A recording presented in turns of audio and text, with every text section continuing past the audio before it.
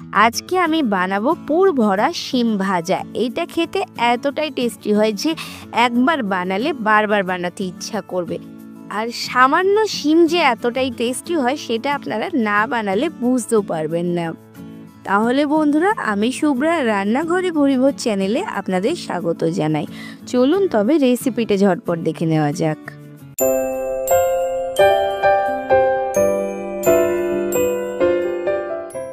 পুর ভরা শিম ভাজা বানানোর জন্য এখানে আমি 200 গ্রাম বড় বড় সাইজের শিম নিয়েছি। এখানে মোটামুটি 10-11টা মতো শিম আছে। প্রথমেই এভাবে শিমের আঁশটা ছাড়িয়ে নেব, দুমাথা কেটে নিয়ে যেভাবে শিমের আঁশ ছাড়ায়। আর তারপর এটাকে মাঝখান থেকে ঠিক এরকমভাবে ফাঁকা করে শিমের দানাটা বার করে নেব। যে পাশটায় আঁশটা চওড়া থাকে সেই পাশটায় কিন্তু ফাঁক করে দানাগুলো বার করতে হবে। দেখতেই পাচ্ছেন কিভাবে শিমের দানা বা বীজগুলো আমি বার করে নিয়েছি। একইভাবে আমি আরও একটা দেখিয়ে দিচ্ছি। প্রথমে এভাবেই আঁশটাকে আমি ছাড়িয়ে নিচ্ছি। শিমের যে আঁশটা হয় দড়ি মতো, সেই আঁশটা আর এরকমভাবে ছাড়িয়ে নেওয়ার পর এই যে দিকটা মোটা মতো সেই দিকটা ফাঁকা করে এভাবে দানা বা বীজগুলো বার করে নেব। উল্টো দিকটা কিন্তু জোড়াই থাকবে। ঠিক এভাবেই বীজগুলো বার করে নিতে হবে। প্রত্যেকটা শিমে একইভাবে বীজ বার করে নিয়েছি। আর এখানে দেখুন আমি শিমের সব বীজগুলো এক জায়গায় করে নিয়েছি। একটা মিক্সির জারে সেই শিমের বীজগুলো আমি প্রথমে নিয়ে নিচ্ছি। আর তার সাথে দিচ্ছি 1 চা চামচ কালো সর্ষে, 1 চা চামচ পোস্ত, 1 চা চামচ সাদা তিল, কিছুটা পরিমাণে জল দিয়ে সমস্ত কিছু মিক্সিতে একটা মিহি পেস্ট করে নিয়েছি। আমি না এখানে কাঁচা লঙ্কাটা দিতে ভুলে গেছিলাম, তাই এটা পরে অ্যাড করে আবার একটু পেস্ট করে নিচ্ছি মিক্সিতে। তো মশলাটা তৈরি হয়ে গেছে। এরপর গ্যাসের কড়াই বসিয়ে দিয়ে দিয়েছি 1 টেবিল চামচ পরিমাণে সর্ষের তেল। তেলটা গরম হয়ে গেলে দিয়ে দিচ্ছি 1 চা চামচের 3 ভাগের 1 ভাগ কালো জিরে ফোড়ন। কালো জিরেটা দেওয়ার পর 30 সেকেন্ড ওয়েট করে দিয়ে দিচ্ছি একটা ছোট সাইজের টমেটো কুচি। টমেটো কুচিটা নেড়ে চেড়ে নেব 2 মিনিট মতো। একটু সফট হয়ে আসলে দিয়ে দিলাম আগে থেকে তৈরি করে রাখা মশলার মিশ্রণটা। আর মিক্সির জার ধুয়ে 2 টেবিল চামচ পরিমাণে জল এখানে অ্যাড করে দিচ্ছি, যেহেতু মিক্সিতে বেশ খানিকটা মশলা লেগেছিল। এরপর এর মধ্যে দিয়ে দিলাম 1/2 চা চামচ লবণ, 1/2 চা চামচ চিনি আর সামান্য একটু হলুদ, 1 চুটকি মতো হলুদ অ্যাড করেছি। এরপর সমস্ত কিছু নেড়ে চেড়ে একেবারে শুকনো করে নেব। মিডিয়াম টু হাই ফ্লেমে দিয়ে কষিয়ে নিলেই হবে।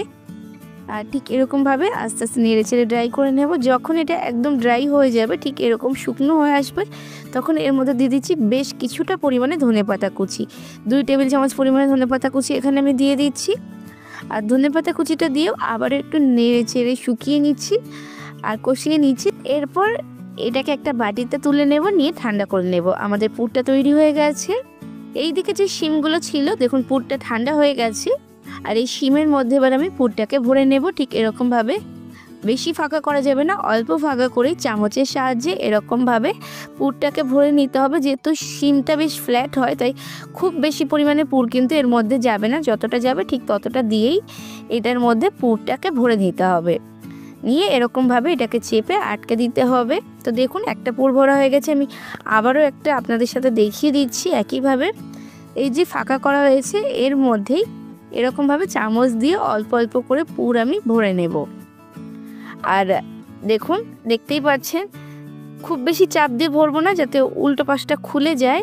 আর এরকমভাবে হাত দিয়ে ঠিক করে দেব সমান করে পুরটাকে। আর তারপর মুখটাকে প্রেস করে চেপে আটকে দেব। তো এরকমভাবে কিন্তু আমি বাকি সব শিমগুলোরও পুরটা ভরে নিয়েছি। আর আমার সমস্ত শিমের পুর ভরা তৈরি হয়ে গেছে। এরপর আমি এগুলোকে ভাজার জন্য একটা বেসনের ব্যাটার তৈরি করে নেব। তার জন্য একটা বাটিতে নিয়ে নিচ্ছি 4 চা চামচ পরিমাণে বেসন। আর তার সাথে দিয়ে দিচ্ছি 2 চা চামচ পরিমাণে চালের গুঁড়ো, সামান্য একটু হলুদ, 1 চা চামচের 3 ভাগের 1 ভাগ, 1/2 চা চামচ লবণ, 1 চা চামচের 4 ভাগের 1 ভাগ দিয়ে দিচ্ছি চিনি। আর দিয়ে দিচ্ছি 1/2 চা চামচ কাশ্মীরি লঙ্কার গুঁড়ো, সামান্য একটু জল অ্যাড করে এটাকে একটা ঘন ব্যাটার করব। জলটা একবারে দেবো না, অল্প অল্প করে দেবো, কারণ ব্যাটারটা কিন্তু ঘন হবে, বেশি পাতলা হবে না। না হলে কিন্তু শিমের গায়ে লাগানোর সময় ভালোভাবে লাগবে না। তাই অল্প অল্প করে জল অ্যাড করে একটা একটু ঘন টাইপের ব্যাটার করব, যেরকম বেগুনির ব্যাটার হয় ঠিক সেরকম একটা ব্যাটার। তো দেখুন ব্যাটারটা বেশ ঘন হয়ে গেছে। এরকম একটা ব্যাটার আমার তৈরি হয়ে গেছে। আমি ভালো করে একটু ফেটিয়ে নিচ্ছি। আর ঘনত্বটা দেখলে বুঝতে পারছেন এটা কিন্তু বেশ ঘন হয়েছে। এই ব্যাটারটা তৈরি করার পর 10 মিনিট মতো রেস্টিং টাইমে রাখলে ভালো হয়, তবে আমার হাতে সময় ছিল না, আমি 5 মিনিট রেখেছিলাম। 5 মিনিট পর 1 চুটকি খাবার সোডা দিয়েছি। খাবার সোডা কতটা দিয়েছি দেখতেই বুঝতেই পেরেছেন। এরপর ভালো করে মিশিয়ে নিচ্ছি। খাবার সোডা কিন্তু একদম ভাজার আগে আগে দিতে হবে। এরপর মিশিয়ে নিয়ে ওই যে পুর ভরা শিমগুলো ছিল সেটা এরকমভাবে এপিট ওপিট করে ভালো করে লাগিয়ে নিতে হবে ব্যাটারে। তারপর এটাকে ভেজে নেব আমরা। তো ঠিক এরকমভাবে লাগিয়ে নিতে হবে যেরকমভাবে বেগুনি ভাজে। আর এইদিকে আমি কড়াইতে সাদা তেল খুব ভালোভাবে গরম করে নিয়েছিলাম, তার মধ্যে দিয়ে দিচ্ছি একে একে একইভাবে এক একটা করে লাগিয়ে দিয়ে দিচ্ছি। তো দুটো দিয়েছিলাম, একটু সাইড করে নিচ্ছি, আমার মনে হচ্ছে আরও একটা দেওয়া যাবে, তাই আমি এখানে আরও একটা শিম এখানে দিয়ে দিলাম। এরপর দেওয়ার পর মিডিয়াম ফ্লেমে রেখে ভাজতে হবে। প্রথমে হাই ফ্লেমে তেলটাকে গরম করে নিতে হবে, তারপর কিন্তু মিডিয়াম ফ্লেমে রেখে উল্টে পাল্টে ভাজতে হবে। প্রথমে দেওয়ার পর মিডিয়াম ফ্লেমে রেখে 3 মিনিট মতো ওয়েট করেছি, তারপর আবার উল্টে দিয়ে একে একে আরও 3-4 মিনিট মতো ওয়েট করেছি। আর দেখুন উল্টে পাল্টে বেশ লাল লাল করে ভেজে নিয়েছি। বেশ লাল লাল করে ভাজলে কিন্তু এটা বেশ ক্রিস্পি হবে, যেহেতু চালের গুঁড়ো দেওয়া আছে। আর এরকমভাবে একটা ঝাঁঝরির মতো তুলে নিচ্ছি যাতে এক্সট্রা তেলটা ঝরে যায়। আর দেখুন কত সুন্দর শিমের পুর ভরা ভাজাগুলো তৈরি হয়ে গেছে। দেখতে কিন্তু একদম বেগুনির মতো হয়েছে, তবে খেতে কিন্তু বেগুনির থেকে অনেক বেশি ভালো হয়। আর একইভাবে আমি সবগুলো ভেজে নিয়েছি। আমি সার্ভিং প্লেটে আপনাদের দেখিয়ে দিচ্ছি সার্ভ করে। চা কফির সাথে সন্ধ্যাবেলা বা গরম ভাতে লবণ দিয়ে বা ডালের সাথে সাইড ডিশ হিসেবে অসাধারণ লাগে। একবার বানালে কথা দিচ্ছি আবারও বানাতে ইচ্ছা করবে। আর দেখতেই পাচ্ছেন শিমটা কিন্তু ভেতর থেকে সম্পূর্ণভাবে সেদ্ধ হয়ে গেছে।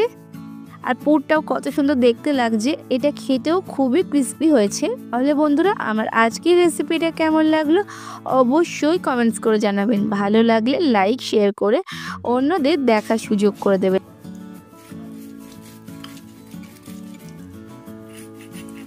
আপনারা আওয়াজটা শুনলে বুঝতেই পারছেন এটা কতটা ক্রিস্পি হয়েছে। আর যদি এখনও আমার চ্যানেলটাকে সাবস্ক্রাইব না করে থাকেন তাহলে তাড়াতাড়ি সাবস্ক্রাইব করে পাশে থাকা বেল আইকনে ক্লিক করে দেবেন, যাতে পরবর্তীকালে চ্যানেলে যখন নতুন কোনো রেসিপির ভিডিও আপলোড করব সবার আগে আপনাদের ফোনে নোটিফিকেশান পৌঁছে যায়। আজকে এ পর্যন্তই, আবার আসবো অন্য কোনো দিন অন্য কোনো রেসিপি নিয়ে। ততক্ষণ ভালো থাকবেন, সুস্থ থাকবেন।